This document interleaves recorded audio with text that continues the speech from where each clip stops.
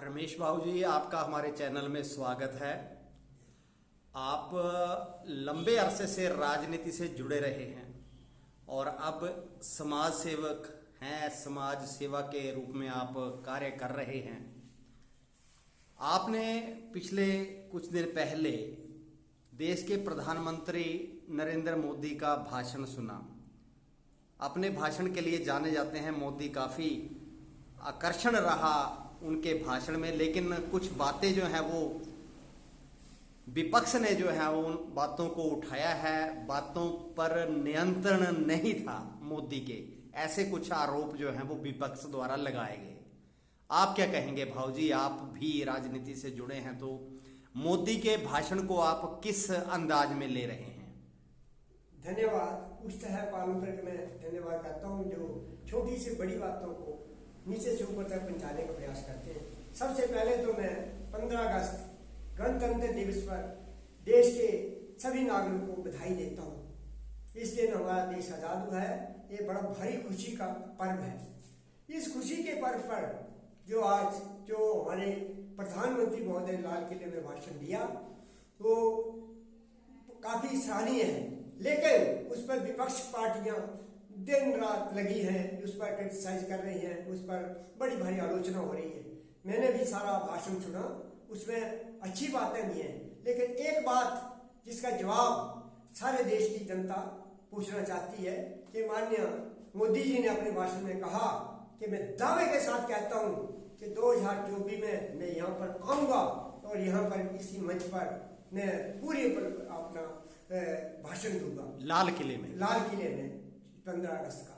तो उस पर मेरे साथ में काफ़ी बुद्धिजीवी लोग बैठे थे और उस वक्त हमें जब ये बात आया कि 2024 में दावे के साथ में यहाँ पर झंडा लहराऊंगा, उसमें एक प्रसंग याद आ गया महाभारत का युद्ध हुआ, करोड़ों लोग उसमें मारे गए। करोड़ों, जब युद्ध खत्म हुआ और पांडवों का राज आ गया, पांडवों का युधिष्ठिर जी ने जब राजगद्दी संभाली तो राजगद्दी पर वो बैठ गए और सारा उसको कर रहे थे जैसे राजाओं का बाबा राजा साहब जिंदाबाद आप उसकी हो रही थी।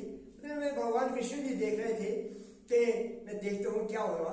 भगवान कृष्ण जी ने एक गरीब ब्राह्मण का रूप धारण किया और मंच पर आ गए। मुबारक हो आपको, आप राजा महाराजा बने और मुझे गरीब को भी कुछ दान दो।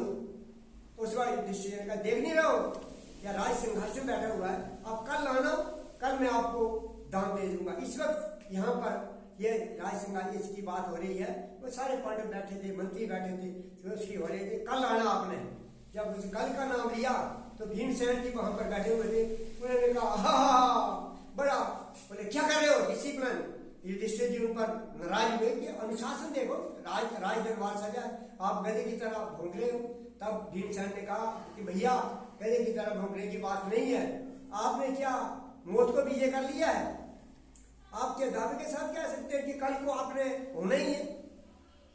जब आदमी को पता नहीं है कि अगला पल हमने यहाँ होना कि नहीं, आप दावे के साथ कल आओ भैया, आपको राज दरबार में बैठे हैं, जो देना आज दे दो, कल का कोई पता नहीं।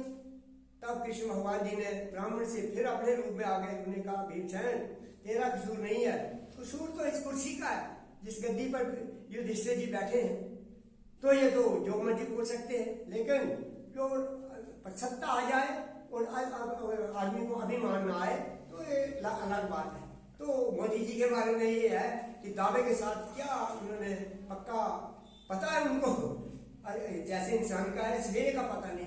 हमें प्रयास जरूरी करने चाहिए, मेहनत करनी चाहिए, देश को आगे ले जाना है, हमारा एक कर्तव्य है। लेकिन इस तरह के वो लोग मेरे पास बैठे थे 20-25, उन्होंने कहा, मोदी जी ने बहुत कहा, लेकिन कुछ घमंड की बात कर दी उन्होंने, अभिमान की बात कर दी। आपका कहना है कि शब्दों में जो था वो घमंड था, घमंड भरे शब्द। हाँ, सब जब उन्होंने कहा मैं तो 2024 में आज मैं यहाँ पर झंडा लहराऊंगा, मैं यहाँ पर बोलूंगा। अरे भाई कल का कोई पता नहीं, लेकिन मोदी जी का भी कोई कसूर नहीं, कसूर तो कुर्सी का है। जब आदमी सत्ता पर आ जाता है तो सत्ता के साथ अभिमान होना तो लाजमी है। बाकी जो उन्होंने स्कीमें बताई, जो उपलब्धियां बताई, वो जन जानता है। अपोजिशन का काम अपोजिशन करना है। मैंने राजनीति, जैसे आपने कहा, राजनीति सारी देखी है, लेकिन विरोध सिर्फ विरोध के लिए नहीं होना चाहिए, विरोध के लिए नहीं होना चाहिए। विरोध हो, आलोचना हो तो कंस्ट्रक्टिव हो। तो एक बात उस वक्त मेरे याद आ गई, हम छोटे छोटे थे, पंडित जवाहरलाल नेहरू जी प्रधानमंत्री थे, वाजपेयी जी होते थे बाहर। तो एक बार ऐसे हुआ कि वाजपेयी जी हार गए, पंडित जवाहरलाल नेहरू जी भाषण लगे देना, इधर से पंडित जवाहरलाल नेहरू जिंदाबाद, ताड़ियां बुला, मुझे बड़े जी ने माइक रखा, उधर जो लड़का बैठा था, उधर लड़का बैठता है, वो आलोचना प्रश्न करता है, वो कहाँ है? तो सुब्रमण्यम जी थे या दूसरे कौन थे, उन्होंने कहा कि मैंने उनको हरा दिया है, वो आपकी आलोचना करता। पंडित जी ने उसी वक्त को कहा कि उस लड़के को जिता के लाओ। तो वो प्रश्न पूछता था, मैं उसका जवाब देता था, वो प्रश्न करता था, मैं अपने प्रशासन से उसका जवाब लेता था और जनता के सामने। जब सारे चाटुकार हो जाए, वाह वाह वाह वाह करने वाले, तो नहीं आप, तब पंडित जी ने कहा था, opposition is the soul of opposition, soul of the democracy. लोकतंत्र ने, विपक्ष जो है आत्मा है लोकतंत्र की, लेकिन अपोजिशन पार्ट को अपोजिशन से करना होगा, ठीक है, मैं मैंने विरोध ही करना है। अच्छी बात का आप प्रशंसा करो और बुरी बात का विरोध करो, तब तो हमारा लोकतंत्र चलेगा। और वही पंडित जवाहरलाल नेहरू जी के टाइम में इसको वाजपेयी जी को यूएन में भेजा था, और आगे भी चला प्रोग्राम।